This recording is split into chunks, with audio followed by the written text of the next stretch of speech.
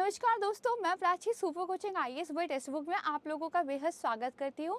हम लगातार weekly current affair series के माध्यम से अपने प्रीलिम्स के लिए करंट अफेयर को प्रिपेयर कर रहे हैं। आज जो है हम आईआर एंड पॉलिटी के करंट अफेयर्स को यहाँ पर चर्चा करेंगे। इससे पहले science and technology, environment, economics, places and news का वीडियो ऑलरेडी अपलोड हो चुका है। अगर आपने अभी तक नहीं देखा है तो प्लीज़ उसको ज़रूर देख लीजिएगा। प्लेलिस्ट बना हुआ है वीकली करंट अफेयर के नाम से, वहाँ पर सारे वीडियोज़ अपलोडेड है, आप देख सकते हैं। आज आईआर एंड पॉलिटी इसको हम डिस्कस करेंगे। देखते हैं कौन कौन से टॉपिक्स हम पढ़ने वाले हैं।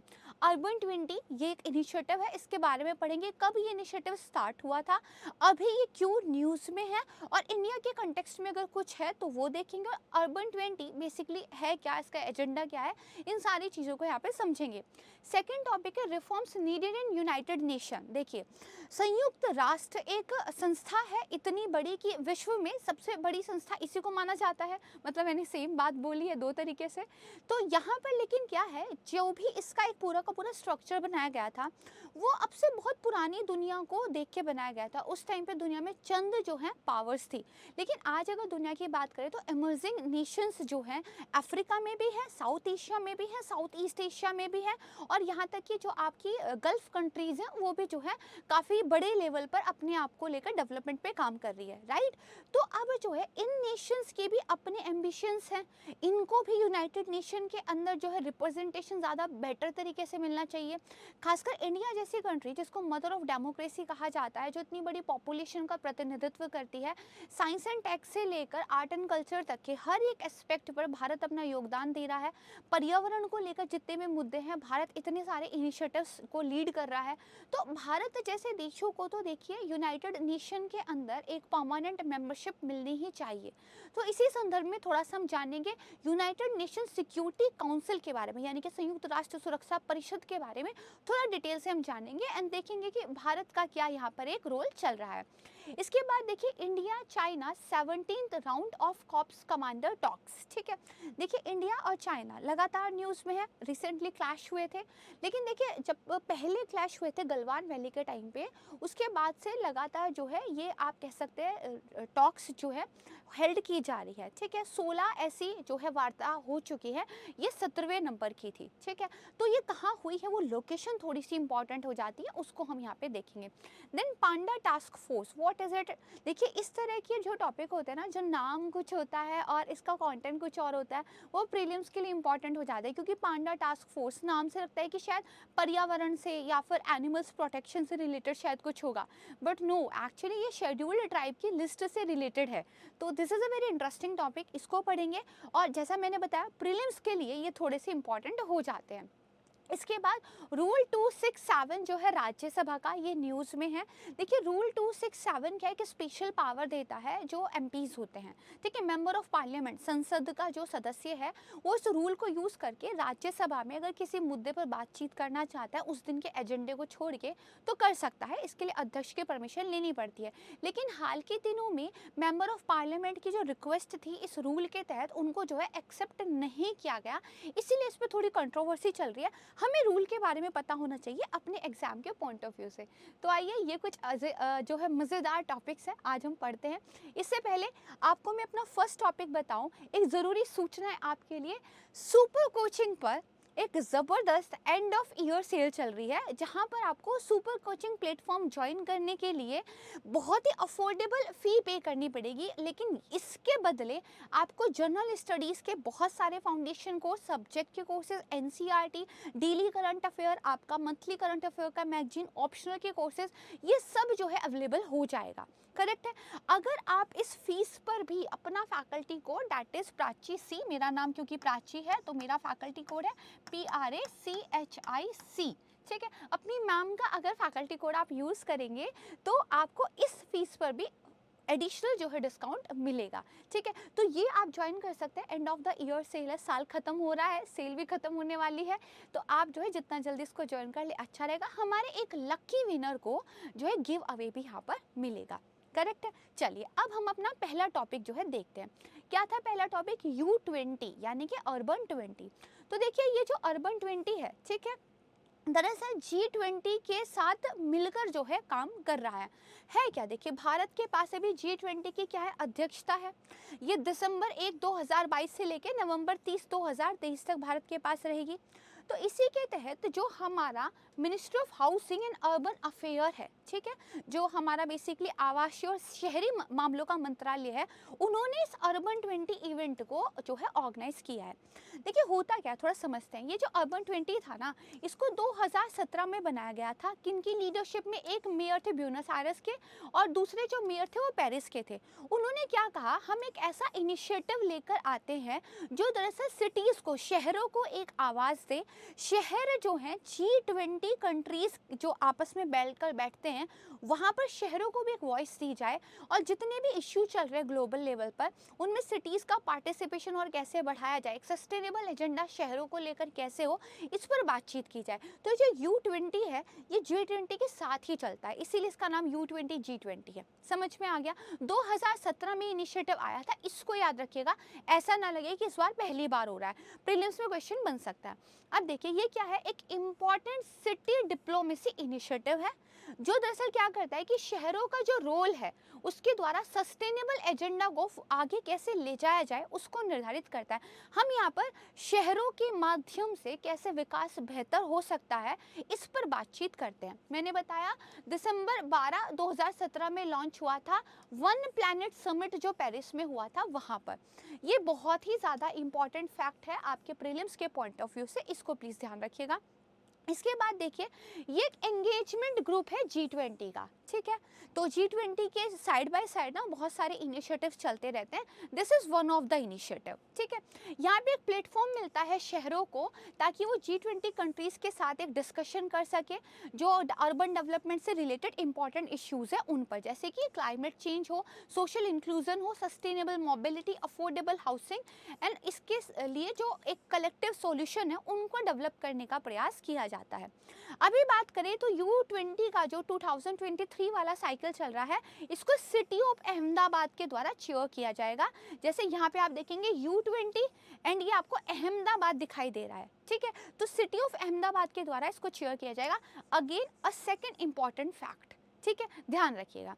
तो ये हुआ। अब देखिए, इसमें कौन कौन से प्रायोरिटीज एरिया हमने रखे हैं। देखिए, अभी हमें पर्यावरण को लेकर एक रिस्पॉन्सिबल बिहेवियर को इनकरेज करना चाहिए, वाटर सिक्योरिटी को इंश्योर करना चाहिए, क्लाइमेट फिनांस को जो है थोड़ा तेज़ी से बढ़ाना चाहिए, ठीक है। इसके अलावा जो लोकल लोगों का एक पोटेंशियल है, उनकी जो आइडेंटिटी है ना, उनको लेवरेज करना चाहिए। अर्बन गवर्नेंस और प्लानिंग जो फ्रेमवर्क है, उसको रीइन्वेंट करने की ज़रूरत है और डिजिटल अर्बन फ्यूचर को कैटलाइज करने की ज़रूरत है।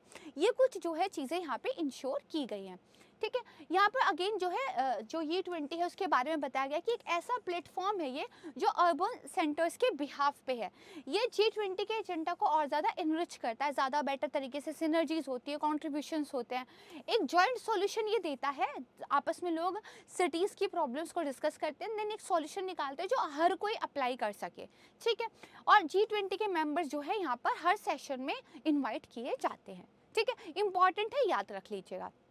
चलते हैं अपने नेक्स्ट टॉपिक की तरफ। ये क्या है, reform needed in United nation. तो देखिए, जो भारत की परमानेंट रिप्रेजेंटेटिव है यूनाइटेड नेशन के अंदर, रुचिरा कंबोज, उन्होंने ये कहा है कि अब देखिए, इट्स अ हाई टाइम कि यूनाइटेड नेशन जैसी संस्थाओं में रिफॉर्म्स लाए जाएं। अगर अब आपने नहीं किया तो आप आउटडेटेड हो जाएंगे। विश्व की अपने एम्बिशंस हैं, विश्व जो है बदल रहा है, उस बदलते हुए विश्व के साथ चलना पड़ेगा, आपको अपने अंदर भी बदलाव लेके आना पड़ेगा। और अगर आप ऐसा नहीं करते हैं तो G20 जैसे प्लेटफॉर्म एक ऑल्टरनेटिव के रूप में जो है सामने निकल कर आ जाएंगे और G20 एक ऐसा जो है प्लेटफॉर्म बन सकता है जो UNSC को जो है टक्कर दे सके आने वाले टाइम में। तो बेसिकली यूनाइटेड नेशन है क्या, यूनाइटेड नेशन सिक्योरिटी काउंसिल, यानी कि संयुक्त राष्ट्र सुरक्षा परिषद। ये दरअसल 6 मेन ऑर्गन जो है यूनाइटेड नेशन के, उनमें से एक है। और ये बेसिकली प्राइमरी जो रिस्पॉन्सिबल है पूरे विश्व में शांति और सुरक्षा के लिए रिस्पॉन्सिबल है। पहला इसका जो सेशन हुआ था वो 1946 में हुआ था। लोकेशन इसकी लंदन के अंदर वेस्टमिंस्टर चर्च हाउस में। परमानेंट हेडक्वार्टर इसका है, यूनाइटेड नेशन का जो हेडक्वार्टर है न्यूयॉर्क सिटी में, वहाँ पर इसका परमानेंट हेडक्वार्टर है। इसके मेंबर्स की बात की जाए तो देखिए 5 मेंबर तो परमानेंट है, वो तो जब से ये बना है आज तक जो है आगे भी रहेंगे जब तक रिफॉर्म ना हो। चीन, फ्रांस, रूस, यूनाइटेड किंगडम और यूनाइटेड स्टेट। बाकी के जो 10 मेंबर हैं उनको टाइम टू टाइम इलेक्ट किया जाता है, यानी कि टोटल कितने मेंबर हो गए?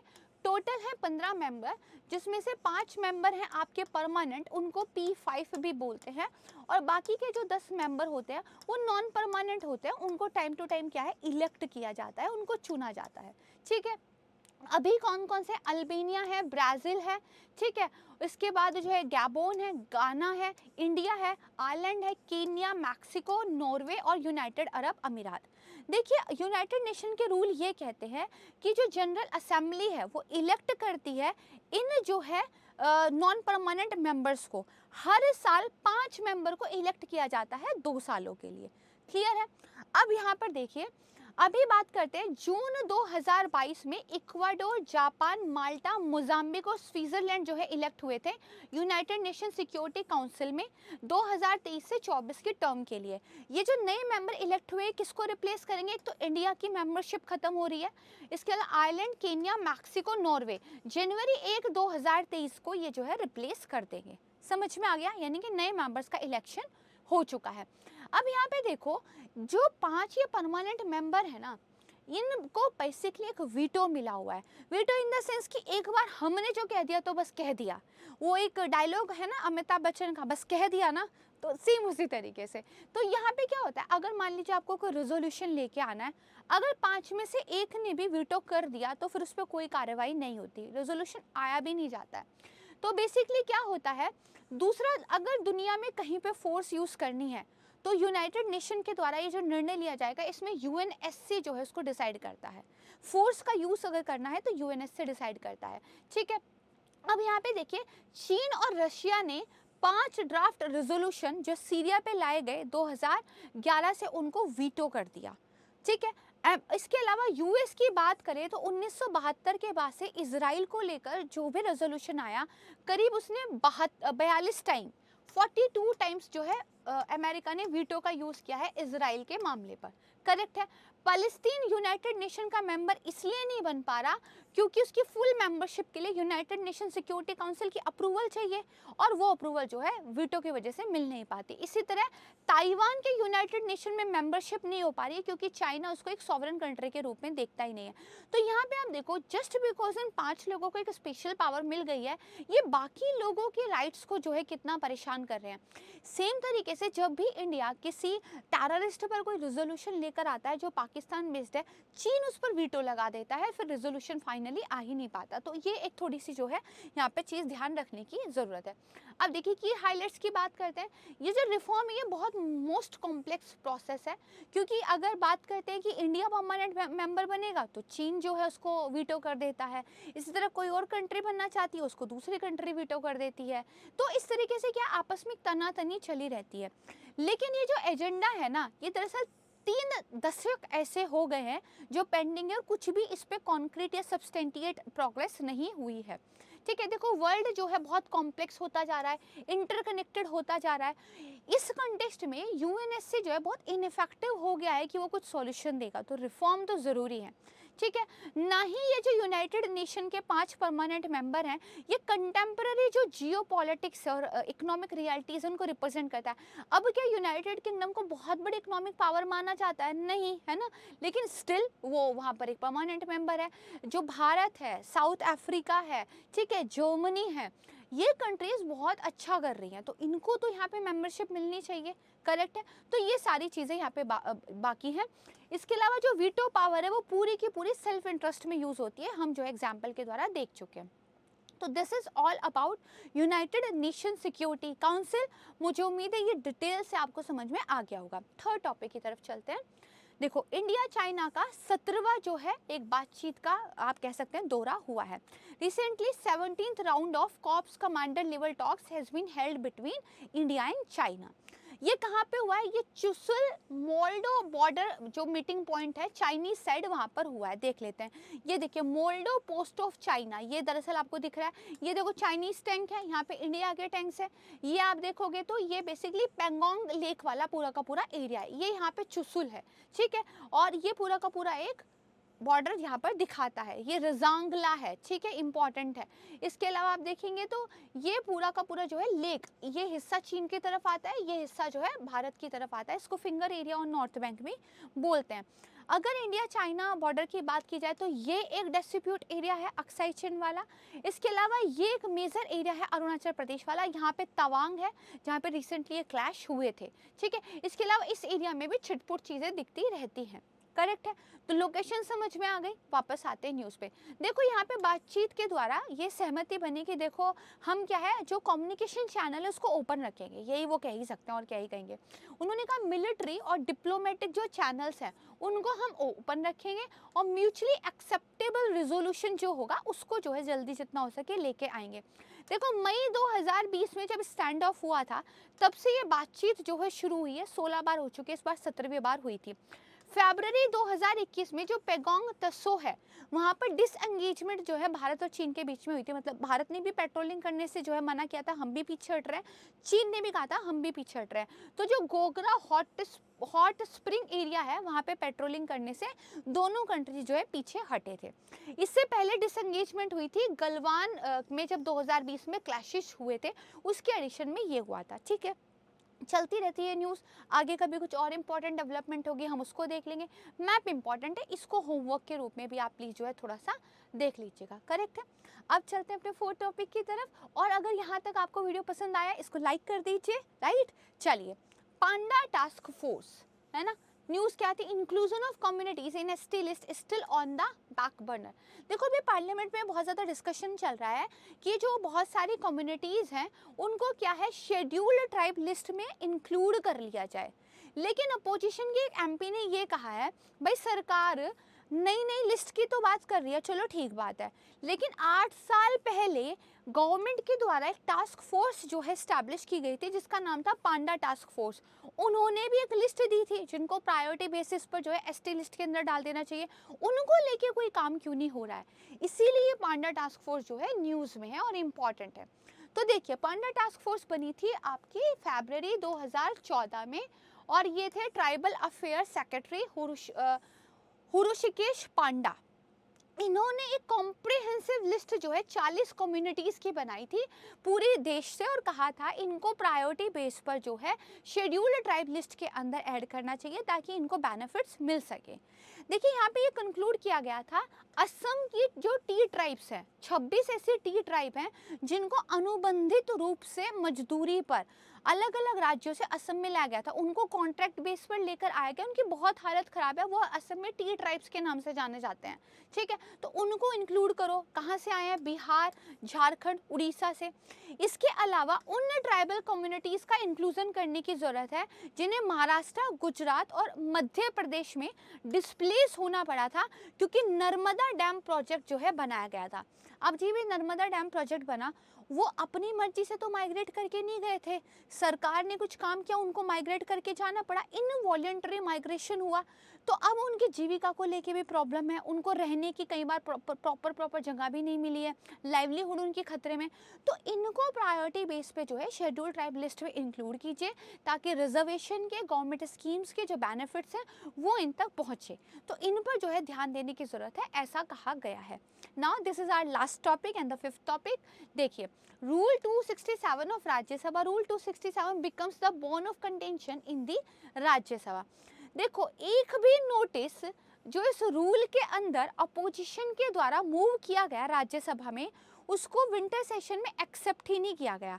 रिसेंटली भी 6 ऐसे नोटिस जो हैं डिक्लाइन हो गए थे। तो ये रूल 267 है क्या, देखिए ये सस्पेंशन ऑफ डे बिजनेस को अलाउ करता है। देखिए जब भी राज्यसभा या लोकसभा बैठती है तो एक एजेंडा डिसाइड होता है, the business of the day, correct. वो जो एजेंडा है, वो जो बिजनेस है वो वैसे ही होता है जैसे होना था। लेकिन मान लीजिए अपोजिशन को लगता है कोई ऐसा मुद्दा है जिस पर डिबेट करने की बहुत सख्त ज़रूरत है, शायद सरकार अवॉइड कर रही है बात करना, लेकिन अपोजिशन का काम है कि बात हो, राइट। तो वो कहते हैं आज का जो बिजनेस है, आज का जो एजेंडा है उसको कर दिया जाए सस्पेंड, ये जो मुद्दा है इस पर डिबेट की जाए। तो इसको अलाउ करने के लिए there is a rule, that is rule number 267, correct है। ये राज्यसभा के मेंबर को एक स्पेशल पावर देता है ताकि जो प्री डिसाइडेड एजेंडा है हाउस का उसको सस्पेंड कर दिया जाए और यहाँ पे चेयरमैन की अप्रूवल लेनी पड़ती है, करेक्ट है, चेयरमैन की अप्रूवल लेनी पड़ती है, राइट है।